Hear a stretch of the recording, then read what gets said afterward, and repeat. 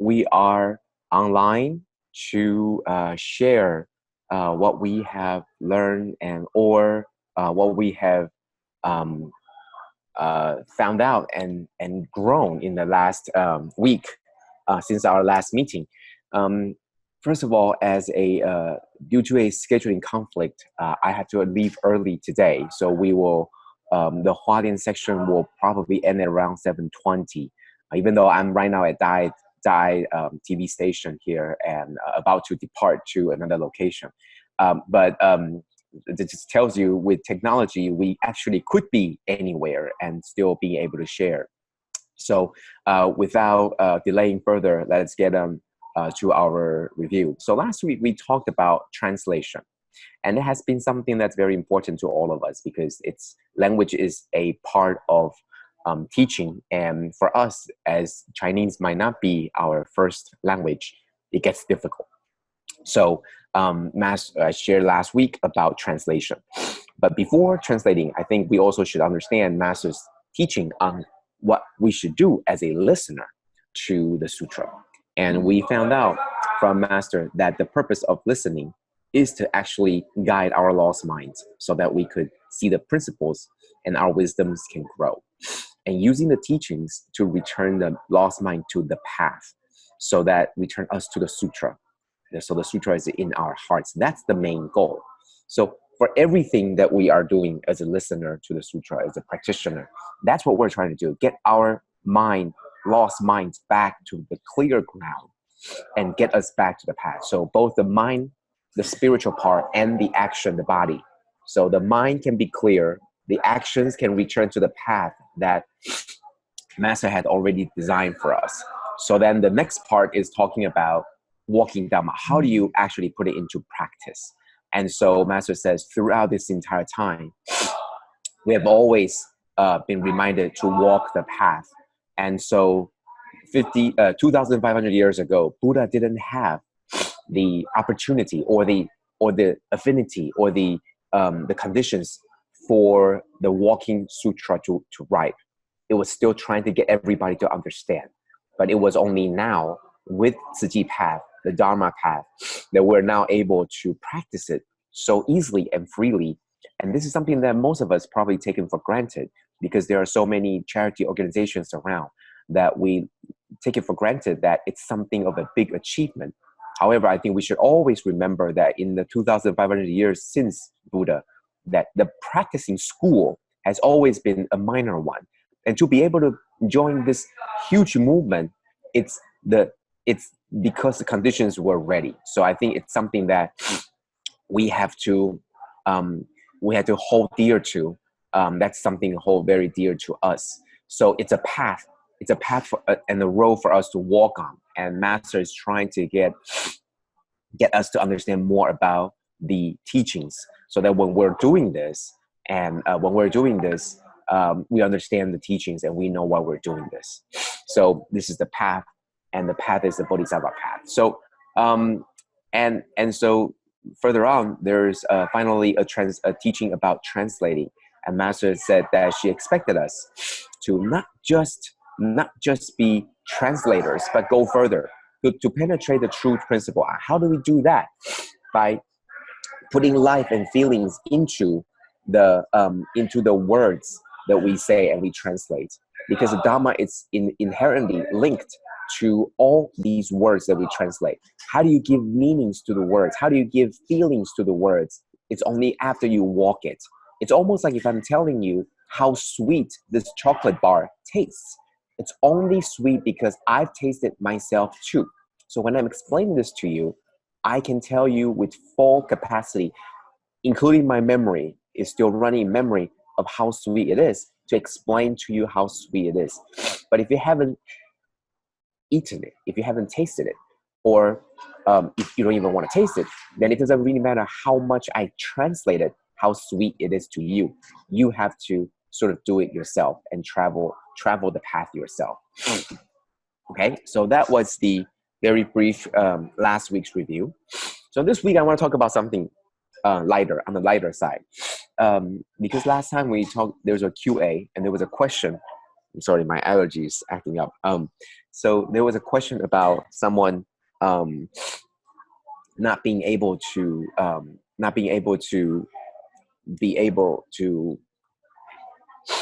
someone not being able to share the stories. So I share with everybody that we can I share with everybody that we can remember the story. So this week I wanted to go into a little bit detail about this as well. Okay, so first of all, I always wanted to bring this up. Is Dharma the answer? And the answer to this question is no, it's not. It's actually something to help us find the answer. So it's something that I really believe. It's like, for example, if you have a question, you'll always be thinking, oh, let me go ask Dharma Master. Let me go ask Hualien. Let me go ask the Taiwan team. Let me go ask these people, the more senior people. While they can give you the answer of going left or right, while they can give you the answer of right then and right there, the true Dharma it exists out of time. It exists beyond the concept of time because it's always true, because it's not definitive to tell you this or that. It's a way for you to find the answer so that you know if you need to make a left turn or the right turn. So those things, those knowledge and wisdom exists out of time, beyond time. So the same thing I will always say is, if you want to go from here to your next destination, that changes because the road changes. That changes also because the vehicle and how you're going to get there changes. However, figuring out how to get from here to there, the wisdom of figuring out how, it doesn't change. And that's the wisdom part. That's Dharma. Dharma will help you find the answer of how to get from here to there. But it doesn't tell you, make a left turn, then make a right turn and go straight and drive a car. Because those things changes with time. So when people give you exact answer, those things apply to you at this time in this circumstance, but it might not apply to all the time. Yet when Master teaches us Dharma, it helps us at all the time. For example, the core idea of being harmony, the core idea of being unity and harmony and mutual love and cooperation, that exists outside of the confines of time. So Dharma is like the tool. It helps you figure out, it helps you figure out. Just like, if you go to Google Map and you want to say, I want to go there. If there is an update and you know that there are new roads, then it will update, find the best way for you. And there could even be in the future, if there are other transportation vehicles around, that it will be able to find for you. So it's like a tool where you can use to find from here to there. Like this picture. This picture shows a hammer and a nail. So there's a saying that says, when you're a hammer, everything looks like nails to you. Okay, so there's a saying that if you are a hammer, right, and all you want to do is hammer, hit something, then everything, it looks like nails to you, that you're supposed to hit them. Okay, but somehow when we're talking about Dharma is the tool, suddenly nothing looks like nails to you because we don't know how to use it. Okay, so today we're going to break it into two parts. First is, how do we get to know and how do we get used to Dharma? Second is, how do we make it so everything looks like nails to you? That means get used to Dharma and then get used to be using Dharma as a tool.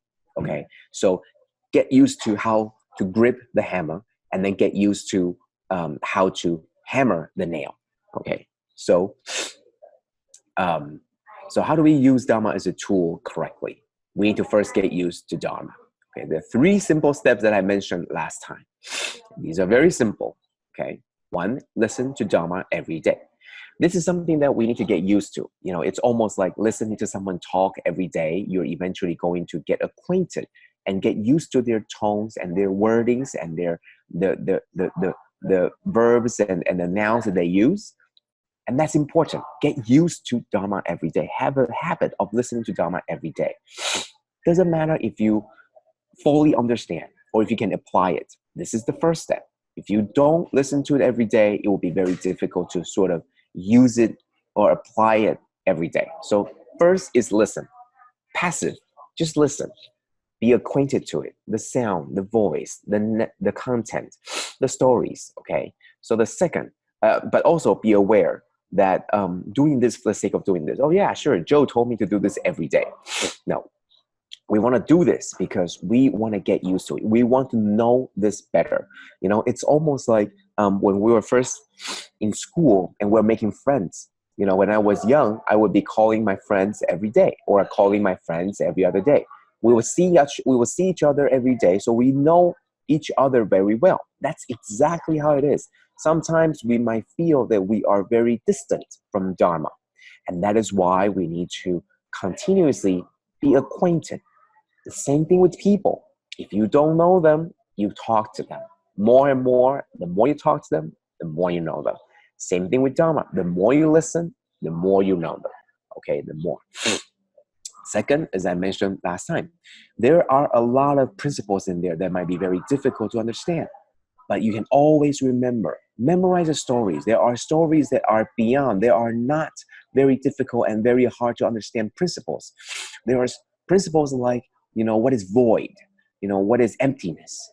And those are sometimes very difficult to grasp, but at least the stories themselves are not. So we should always try to remember the stories that are taught. And those are always going to be very helpful. Okay, so for example, before when Master was coming out in the morning for the Dharma talk, these are the stories that I documented. So starting with June 5th all the way to June 15th. So there are 11 days. 11 days. And there I counted, there are more than 20 stories that were taught, they were told within those 11 days. Because every day there are 2 or 3 stories, sometimes even more. All we need to do is, first step is listen to it every day. Second step is, while you listen, remember the stories. Remember the stories that were told. And accumulate. Every drop counts. Every story counts, okay?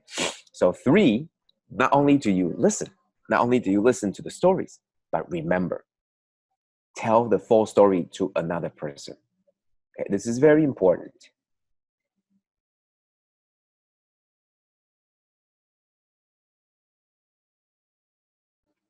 Okay, this is very important, to tell the full story to another person, because that helps you memorize. That helps you drive your memory so that you will go back to remember what you were supposed to tell the story, and then every detail you will get to be more remembering. It will become more clear as you tell more and more.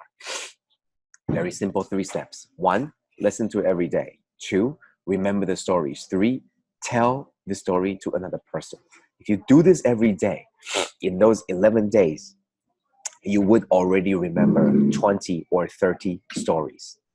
If you have 20 to 30 stories in just 10 days, in just 2 weeks, imagine how much you're able to share with other people. The more you share, it's just like your friend. The more you talk, the more you listen, the more you know your friend. Okay, same thing. The more you listen to the Dharma, the more you talk about the Dharma, the more you are used to this Dharma, the more you're able to apply. Okay, so 3 very simple steps. How do we get used to Dharma? Okay, 3 steps. Listen to it every day. Okay, listen to it every day, and memorize the stories, and tell the full story to another person. Very simple. Practice listening, practice speaking stories. And then eventually, you're going to have so many stories. And the more you tell, you're going to be able to link them together sideways. Oh, Master said this story, but also Master said this story. So when somebody share with you a question, you're able to respond with a story. And don't you think that that's how Master responds to people? The reason why she always tells stories is because she's using stories to tell us something. Same thing. So the first thing we do is listening to the story. So how do we apply the Dharma? How do we apply the Dharma? So everything, every moment, everyone is an opportunity to apply Dharma. So remember the stories is the first thing, right? Learn to apply the teachings by putting yourself into the story. All the stories that you heard, all the stories that you remember, memorized, put yourself into the story. You are now the protagonist. You are the main character. You are now that person standing right there. What would you do? Would you do the same as the protagonist in the story? Or would you do the different? If you are right there, if the story is about Ananda, what if you are Ananda? If the story is about Buddha and Devadatta, what if you are Buddha? And are you the Devadatta to somebody? Always put yourself into that story. Then this story will come alive. Okay, so everything is a nail. Every moment is a moment where we can use it. So very brief story that I want to share. Last year when I went to Beijing for the new book publication for this 行愿拜世记, the making vows into action for half a century, this book, first to be finally published in China. I was there, and upon returning, I had two full suitcases of gifts that I brought to Beijing. So when I come back, those 2 suitcases were empty. But on the return, somebody said that I should bring back the book from China as it was in simplified. And I said, okay, sure, I'll bring back maybe about 2 or 3 copies. And the person said, no, I want you to bring back 200 copies. And as these are hardcover, it's very heavy. And I think they were joking, but they were not. They were very serious. So I ended up bringing, I think, about 70 or 80 books. And the other person helped me brought the other half. I brought those things back. And 2 suitcases full. Of course, got on the plane, you had to pay the charge. But it was after getting off the plane, and it was very difficult. I have to lock all these things. It was very heavy, and I was all by myself.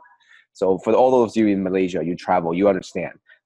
Going back to Hualien itself, they're trained, but it's still very heavy. So the whole time, well, it wasn't the whole time, but it was only when I had to lift them, I was thinking, am I the water boy? I'm just carrying the books, lugging the books back. And then I remember to apply the story, right? So who is this, right? So this was Dharma Master Xuan Zang in part of the monk series, the Reverend Monk series, and this is what they do, right? They have no cars, no trains, no airplanes. They were walking on foot. Yeah, they have horses, but they carry all these books on their backs. And if you put yourself into the story, now I'm carrying books in my back, on my back. Now I'm carrying something important from China back to Hualien for master. How would I feel? Yeah, that's exactly how did Dharma Master Xuan Zang feel. Same thing. Put yourself into the story and you will right away feel so different. And that's why it's very important to remember the stories and to apply them. Apply them by putting yourself into the story. The more you do that, the more you're going to be able to be acquainted to it. Okay, so time is almost up. I want to get to a few questions before I leave. Okay, so I'm going to skip this question. This is a very long answer. I don't want to get into it right now. Okay, so this question says here, the full capacity, the capabilities clinging to cyclic existence in 6 rounds. So it's talking about the different, the arhats, and the bodhisattvas. And the question is, what about bodhisattvas who vow to return to human realm life after life? Is that also a form of clinging? And the answer is yes and no. Okay, so attachment. Whether you are attached to something, like attached to want to do something, for example, attached to clinging to cyclic existence, or attached to a particular notion, whether it's attachment or perseverance. See, it's the same word. It's a different word, but it's talking about the same thing. Perseverance is just a good way of saying that you persevere, you are consistent, you persist through all this, and you still hold on to that. If you hold on to a good value, it's called perseverance. If you're holding on to a bad value, it's called attachment. Why? Yes, because for everything in this world, there are 2 ways to look at it. 1 is if you look at the result. 2 is if you look at the process. If you look at bodhisattvas making the vow, returning to human realm life after life as attachment, as clinging on to something, then you're only looking at the process. If you look at the process and the product together, then you will be able to differentiate what is attachment and what is perseverance. In this perspective, it's talking about the arhats or the small vehicles. They are more clinging onto themselves. So I want to get into the next question. It's a very similar one. This question: why are people? Sorry, not this question. Okay, so apparently I missed I forgot which question it was. Okay, so yes, this question. Okay, so Bodhisattva vow to remain here and concern, and while the others, when they attain the fruit of arhat, they do not bother with worldly matters. What does that mean? It's actually talking about just different perspectives. After you graduate from college, are you willing to go back to elementary or high school to help them with tutoring? That's all there is. Some people choose to go deeper into their knowledge. I have no time to help others. While other people go back to elementary school and say, let me help you with what I already learned. That's the two paths. So while on the one side, the cultivation goes so deep, like, oh yeah, I'm going to continue to read more books. I'm going to continue to do more things. The other part says, you know what? I'm going to put down my own things. I'm going to come back to help more people so that they can understand more and learn better. That's the difference. Okay. So once again, if you look at the process and the product together, you will be able to differentiate what is attachment and what is clinging on. In this perspective, we encourage everybody to not just go deeper in the scholastic and academic studies, but rather go back to help others to understand, because there's so many people that don't understand. So that's why it's very important. Okay, my time is running out, so I'm gonna sign off right now. Thank you, and I apologize I cannot do more, but I hope this has been very informative. Remember, listen to Dharma every day. Let's remember one story and tell that story to somebody. If you remember those three things, do it and then share with another person. That would be how you will always be also be practicing. Okay, thank you. I gotta go. Bye. Brother Joe. Despite very hectic schedule, Brother Joe still make it for us. We are very grateful. Good morning, brothers and sisters. Hualien Dharma team. Today we have with us Sister Gueto. Good morning, Sifu. Good morning, Sister Gueto. She also not really in health. She's also a bit unwell, but she has still decided to continue sharing with us. A new volunteer, she joined last year. Mainly initially joining the refugee home visits. And today, Sister Gueto, she has expanded further. Let us hear the journey from her. Good morning, Master, brothers and sisters. Today, this morning, I have the opportunity to share my insight to the recent 4-in-1 retreat and how it has inspired me. Life is short, time is fast, no replay, no rewind, leave it right. These were the words on my screensaver 6 months before I resigned. I put them out to remind myself that time is running out. It gave me a sense of urgency. But honestly, I have no idea what I needed to do or how exactly to live my life right. Before this, I have a comfortable job, but I wanted to do something more significant. It is not just about making money. So December 2017, I left the corporate world for good. I had it all planned out, complete with a bucket list of things that I wanted to do. Further my study, learn a new language, read a lot, travel the world, and enjoy a comfortable life because I thought I had worked so hard, so I deserve this. I also wanted to be healthy, both physically and spiritually. So this is the time for me to learn about Buddhism and how to be a good Buddhist. What is Buddhism?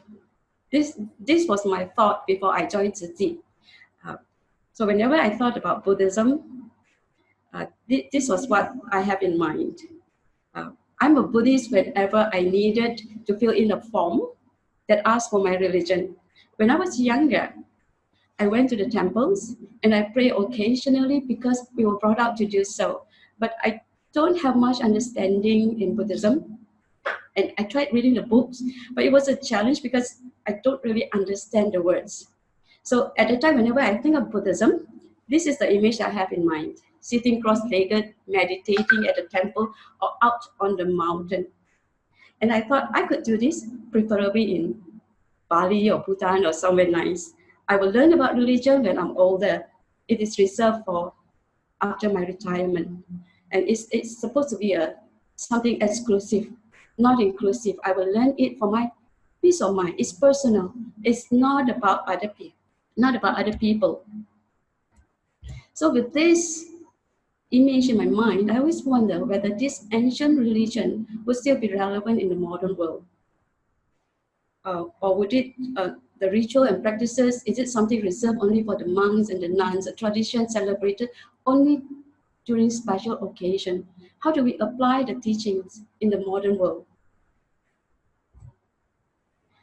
So to learn more, I joined my first fellowship session middle of last year, the English group, and I signed up for CBI, the refugee home visit. A few months later, I moved on to Tzu Chi refugee school. I teach at the school, starting from 1 class a week to 4 classes a week now.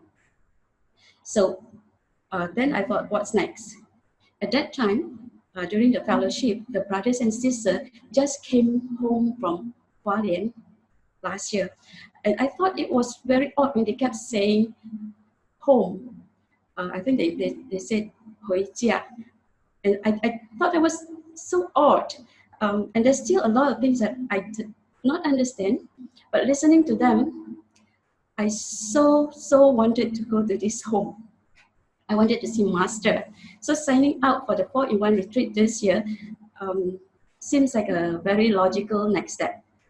I was so excited when I found out about the trip. And I was telling myself, yeah, I'm going home.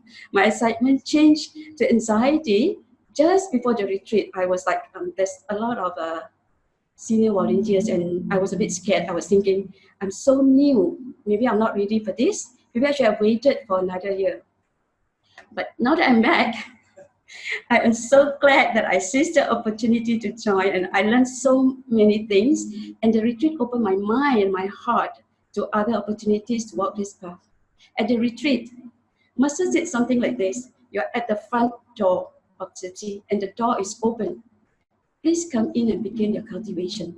She was talking to everybody, but I thought, I feel as if she was talking to me.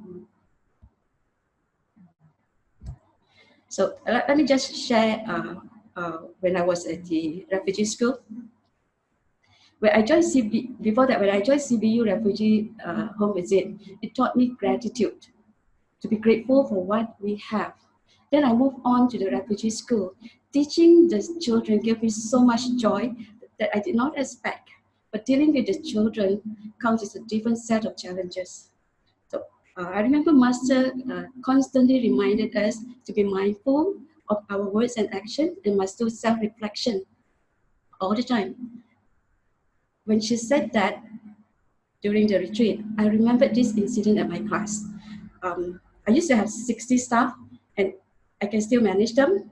Now I have 10 children in my class and I lost my cool a few times. It's not something that I'm proud. It's not something that I'm proud to admit. There was this one incident. I raised my voice to the students and they suddenly kept very quiet. And then one of the boy, he said this to me. He said very quietly, he said, "I love you, teacher." And I couldn't answer. I was embarrassed because this come from a little boy. He showed me love instead of the anger that I showed them. And these students, they taught me to be more patient. I was the adult there.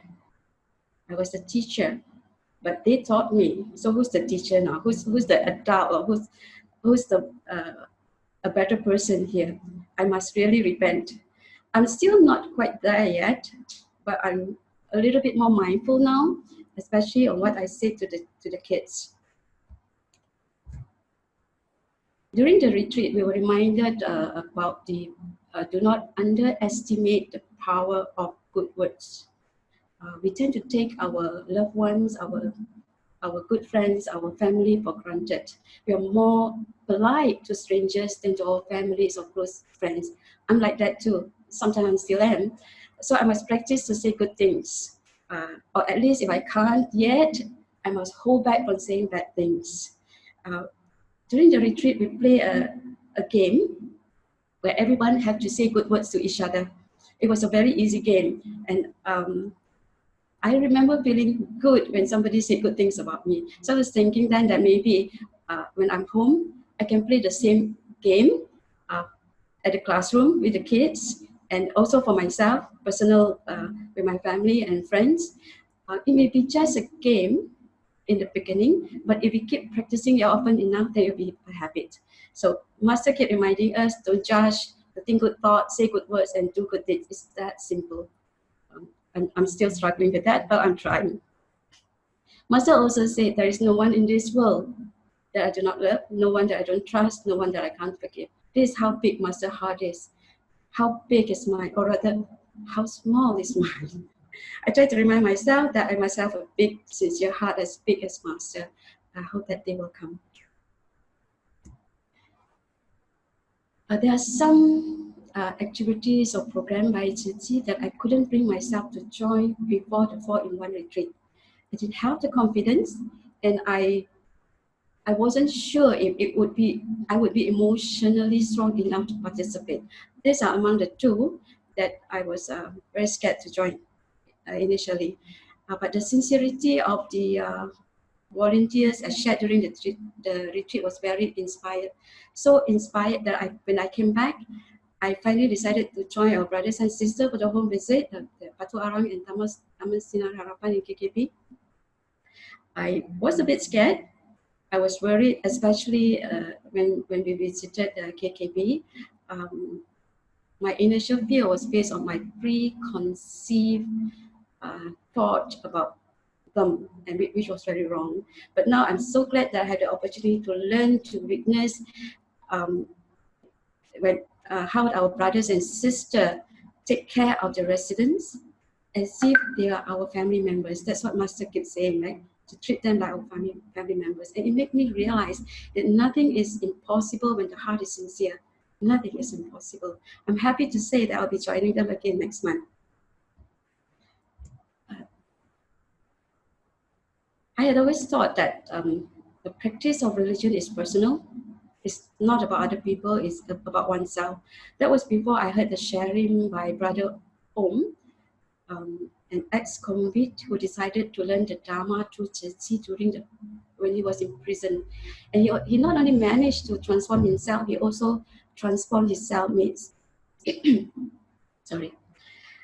His story is a story of great transformation, as he believed that Dharma is not exclusive for himself, but also inclusive to other people as well. He practiced it in order to benefit not just himself, but to others as well.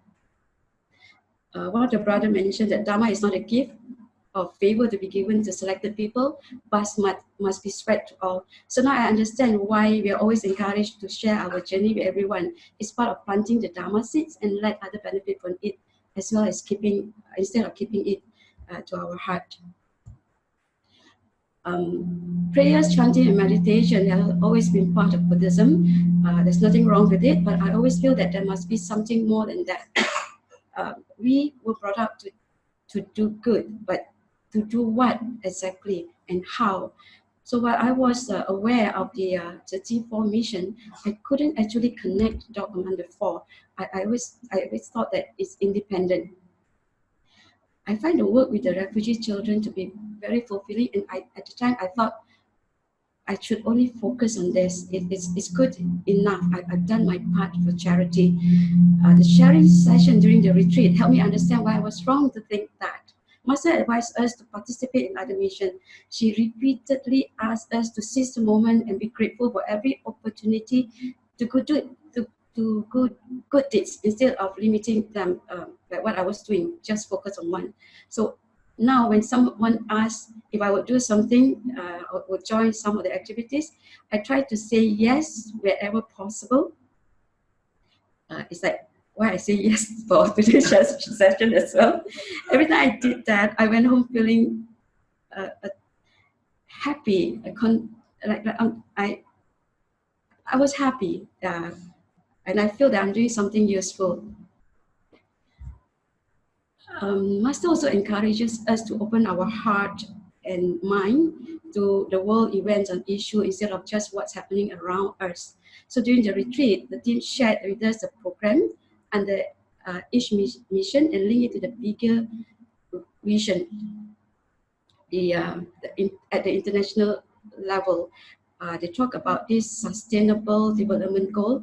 I don't really understand the whole detail of it, but what I can understand is Tzu Chi is also participating in it. And this one, when I was going through the internet, it started even in 2000, and then after that continued in 2015 onwards.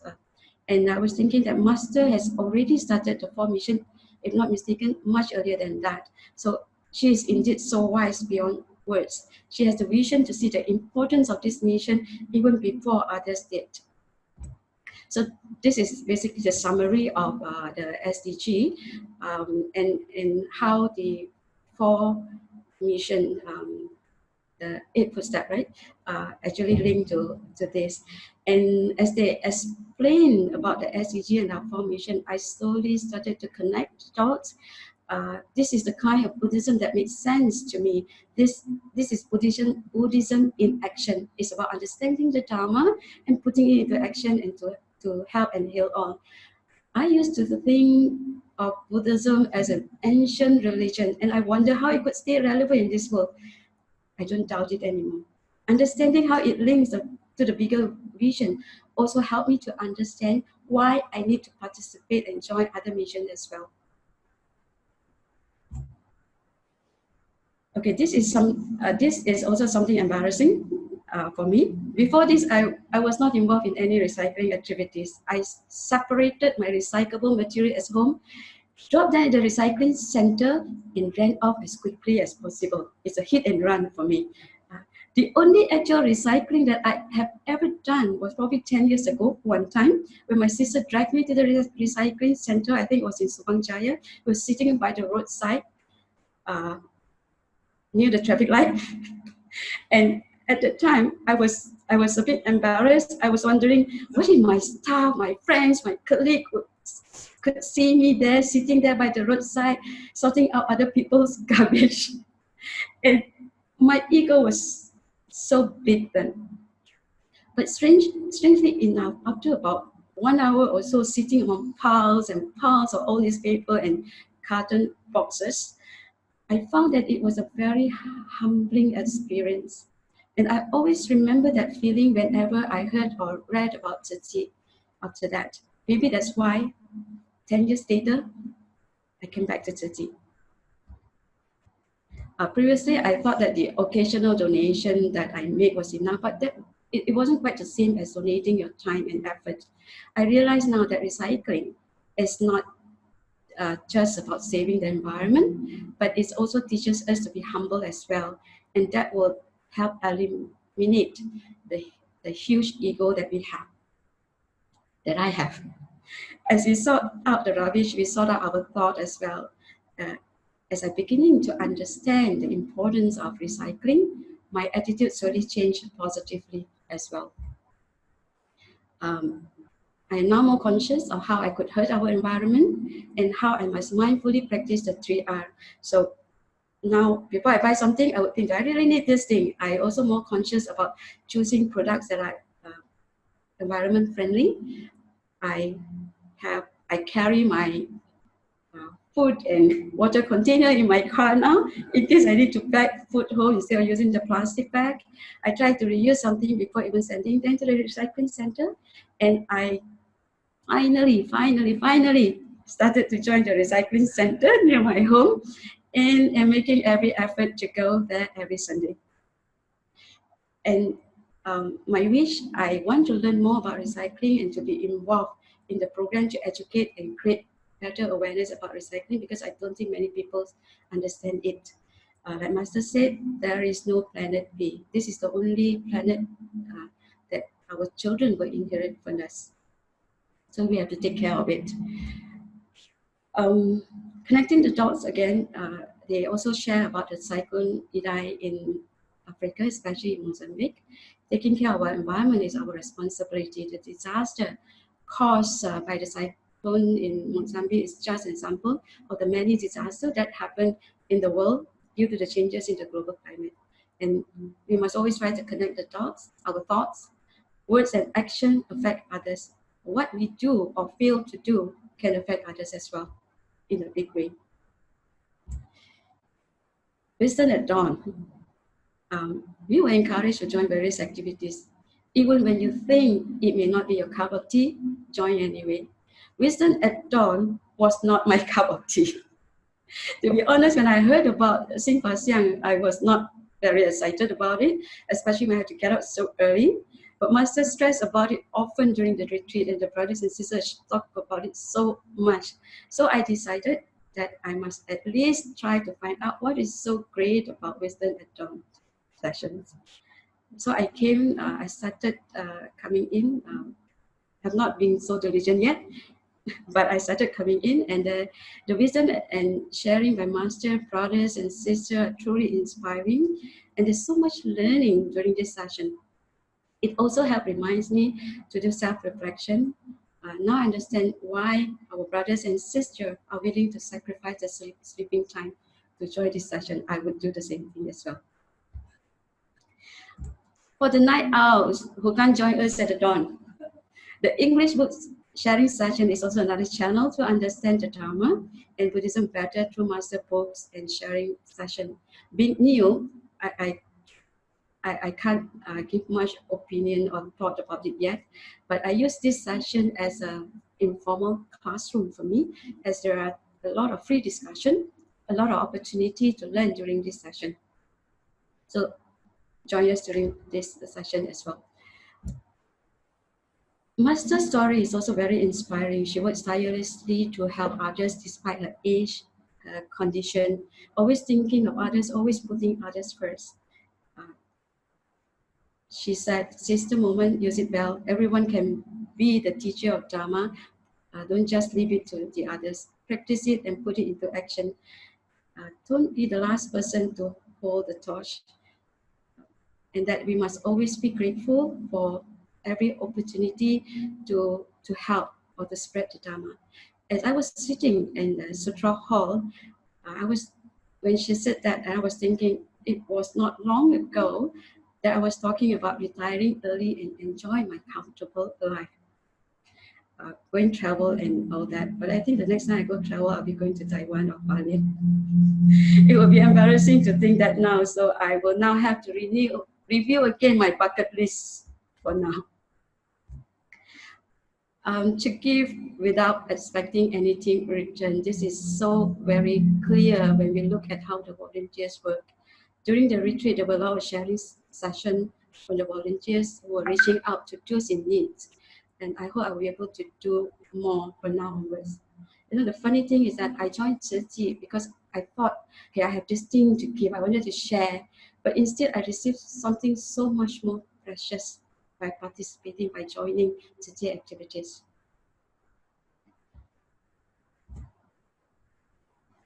I am still learning. I may be growing very slowly in this journey, but at least I know that I'm not standing still. And this quote is a reminder to myself, I can follow this path one step at a time. My understanding in Buddhism and Dharma may still be at the beginner's level, but I know I'm taking the step towards the right path under the guidance and wisdom of Master and the ever so patient brothers and sisters of Tzu Chi, especially the sisters from group 33. They never leave me alone. they never leave me alone in a good way, because they're always sharing, they're always encouraging me, and I think I will not be able to come to this level without them. So can end so much to them and to everybody who has helped me during this time. Thank you for this opportunity.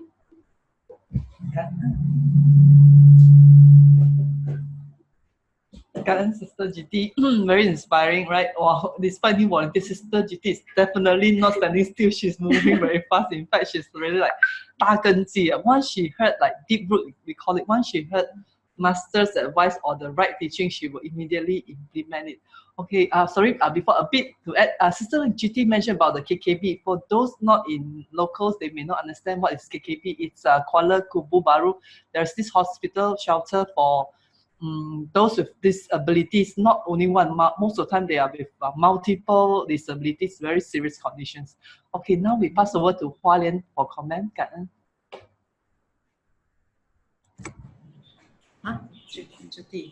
Hi. Hi. Good morning, everyone. Thank you for Sister Judy sharing. Actually, like she just now mentioned that actually our Tzu Chi is Buddhism in action, and it is very take a very functionable in the world, in the modern world now. Actually, as Master applied the teaching from the Buddha, and Master have make it into the action, and so that we have once Master received the Dharma from Buddha, and then she applied to take it into action to make it for a mission, and until we can have a world international relief in this world now. So I think this is very important. Is like what Sister Judy mentioned, that before she joined Tzu Chi, she found that maybe the Buddhist is just like doing meditation or in the deep mountain, or maybe like sitting in a close relate, maybe just like, or maybe reading sutra or something.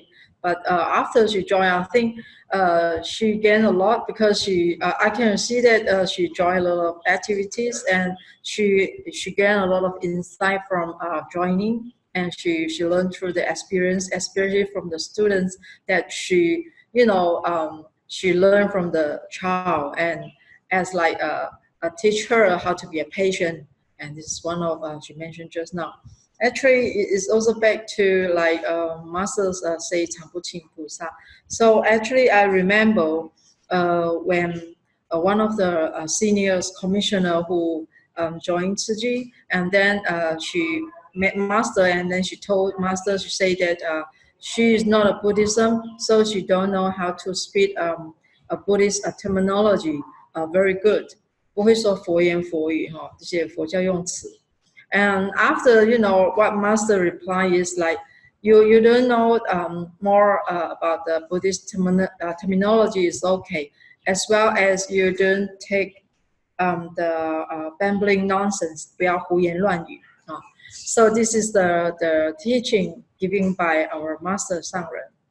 And so 不会佛言佛语没关系，不要胡言乱语. So I think this is like since we get a chance to join Tzu Chi, and then you personally you really apply the Dharma, and you apply in your Tzu Chi activities, and you learn from that, and like Sister Judy sharing just now, and then actually I think this is what she can go through, and this is the experience that she get, and she shared. And also back to just now Brother Joe sharing, the translation is very important. It's just like since Sister, I think she speaks very good English, and then she also joined the English study section by learning the Master's teaching in English version. I think this is also very important. Is like Master say, even though she don't know much foreign language, other apart from Taiwanese and Mandarin, but and for Master, the whole day when she is in abroad, she also the surrounding her area is just very limited. She will sit there for whole day and didn't go anywhere, even though for the outside of the abroad. But Master, she can receive a very timely news and information from all around the world, and especially from those who can't speak English, and for the non-Chinese country, she also can receive the news. I think this is the important that because Master say she needed translation. from others who send the information to her. So I think just like sister, and you can, since you are, active and in the English group, I think I believe that you can inspire more people to join, and especially to have like 福慧双修. Since you study and you also are from the Master Xun Fa Xiang, and also you joined the activity, so you are blessing and the wisdom you cultivate and both path. So this is my little feedback for this. Thank you. And actually, today also we're grateful that we have a Singapore volunteer and Malaysia volunteers, Brother Jeff and sisters Esther from Singapore, and also our sister Manjun from Shillong. So is it possible for you guys to give some sharing? Yeah, during these days in abroad, even though for weather that you're going through hot, or maybe for outing activities, or how about Brother Jeff? I knew that he went to the kitchen, the main kitchen, and she helped our Yuan Sifu do the main dish, and like for us is very important, because the main dish is like a dou bao, dou liao. This is the he the big wok. 怎么讲? Yeah, and then he's helped a lot and in the kitchen these days, and I think she's a good helper for our master Yuan Sifu. Maybe also he can give some experience sharing. Yeah, 感恩德光师父 for giving me this opportunity to share. Amitofo, brothers and sisters around the globe. In the kitchen is my favorite place. I love the heat, the excitement, the deadline. When everyone gets very excited when the times are almost up. There's this must fulfill the deadline. So you can see the excitement, the stress, and so I these few days I learned stress management. Stress management is a very effective lesson for me, and even though we are under a lot of stress, but somehow the heat is there. But how to transform the heat into a very calm, very serene, very must remain very steady and calm, so that we won't get burned, we won't get hurt by the walk, by the everything is so hot there, So even sometimes our temper, myself, my temper also suddenly become very the temperature become very high, so. But I really appreciate the session with Yuan Sifu and a few other Sifu who gave me a lot of good advice, good insight, a lot of insight. We learn from all situations, from all Sifus, especially in the airport where everyone is they are very willing to share and very willing to teach. So I looking forward to more cooking sessions here. Yeah. Okay. Kanan.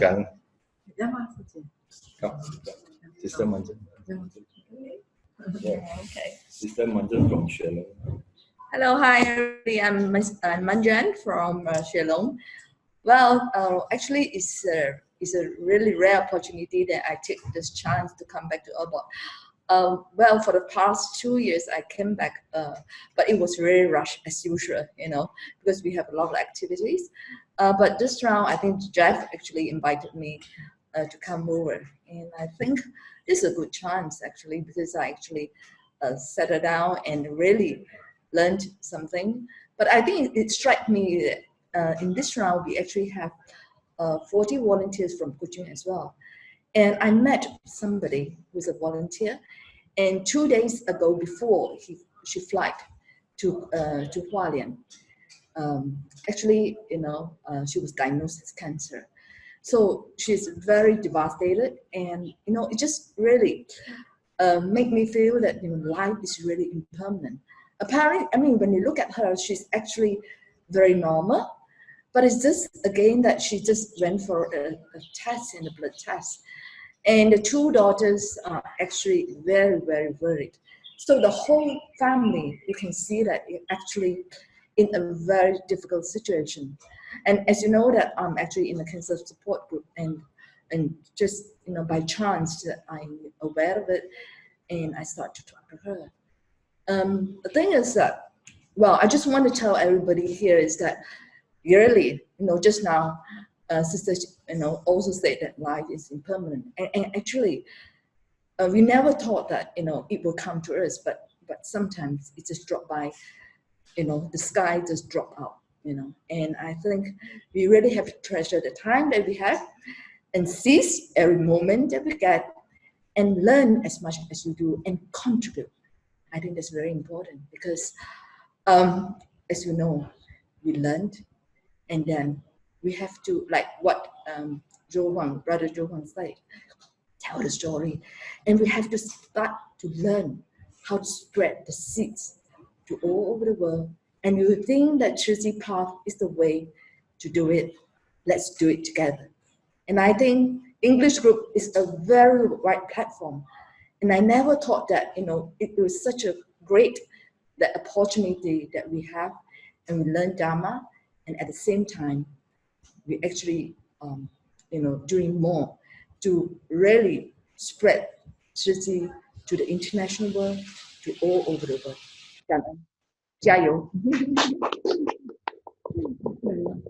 Okay, Gan, Brother Jeff and Sister Manchen sharing. Actually, Sister Manchen shared just now, spread the seed to others. I think Master did say that actually Dharma is a seed. 这法也是一个种子哈。So just like it's a tool for us to spread to everyone. And like Brother Jeff, actually, last few days he was in the kitchen. Actually, for us, as we know, kitchen, especially in the main kitchen, is very hot, and in the abroad, we have to serve each meals that we serve is like we have to cook for maybe around 600, 500, because we roughly every day we will serve about 50 or 60 tables per meals for each time. So like we say, before we attend the Buddhahood, we have to form a good affinities with others. 未成佛前，圣人结好人缘. So I think Brother Jeff already cook for a few hundreds of people that include me also have got a chance to eat that he and Master Yuan who cook for us. Of course, apart two of them, there's the rest who are helping to maintain the kitchen cleanings and everything. So I think it's nearly 8 o'clock, and I think is it possible that we hand over to Sister Cheng for the sharing. Thank you. 感恩黄师傅，感恩 Brother Zhou Huang. So glad to see Brother Jeff. Hello, Sister Manchen and our Singapore sister and our global Dharma families. Today we also have Sister Geraldine from Manila online. Okay, thank you, brothers and sisters, for your presence. And thank you, of course, Sister GT. She's my senior. We are from the same university. What a small world. Okay, thank you, brothers and sisters, for your presence today. Hope that each of us could sustain the Dharma joy and take in another piece of Dharma masters and Hualien love to our life. Let us please make 3 vows to the Buddha and Dharma Master as we depart to apply these teachings in our daily life. Let us pay our respects to our third life, universal teachers of life, universal truth. First vow. Second vow. Third vow. And a bow to our beloved Master Huang, who can join us today. 感恩黄师傅，感恩有你之好。And Brother 警官，感恩。I think Brother 警官 is somewhere right here. 感恩 ，Hello, enjoy your trip there. Seize every moment. 感恩。 Thank you. Bye bye. Bye bye. 感恩，拜拜。Bye bye. Bye.